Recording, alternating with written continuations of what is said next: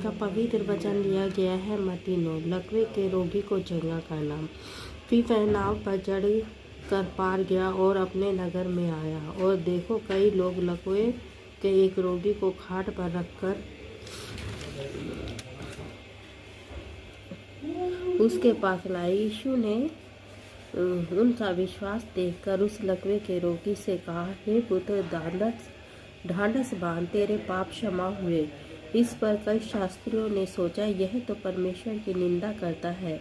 यीशु ने उसके मन की बातें जानकर कहा, तुम लोग अपने अपने मन में बुरा विचार क्यों कर रहे हो? सहेज क्या है, यह कहना तेरे पाप क्षमा हुए, या यह कहना उठ और चल फिर? परंतु इसलिए कि तुम जान लो कि मनुष्य के पुत्र को पृथ्वी पर पाप क्षमा करने का अधिकार है। तब उसने लकवे के रोगी से कहा, उठ, अपनी खाट उठा और अपने घर चला जा। वह उठकर अपने घर चला गया।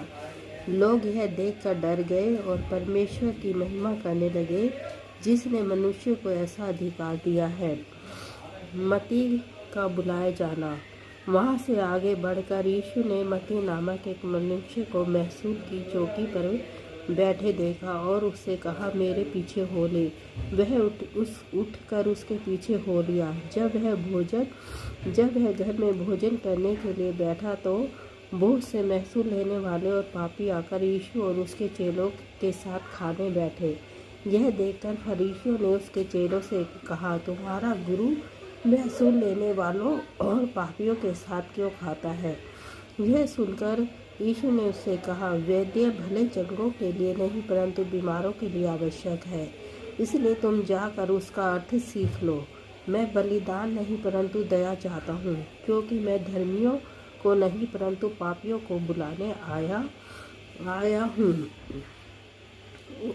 उपवास का प्रश्न। तब यूहन्ना के चेलों ने उसके पास आकर कहा, क्या कारण है कि हम और फरीसी इतना उपवास करते हैं पर तेरे चेले उपवास नहीं करते? यीशु ने उनसे कहा, क्या बराती जब तक दूल्हा उनके साथ है शोक कर सकते हैं? पर वे दिन आएंगे जब दूल्हा उनसे अलग किया जाएगा। उस समय वे उपवास करेंगे। कोरे कपड़े का पैबंद पुराने वस्त्र पर कोई नहीं लगाता, क्योंकि वह पैबंद उस वस्त्र से कुछ और खींच लेता है और वह अधिक फट जाता है।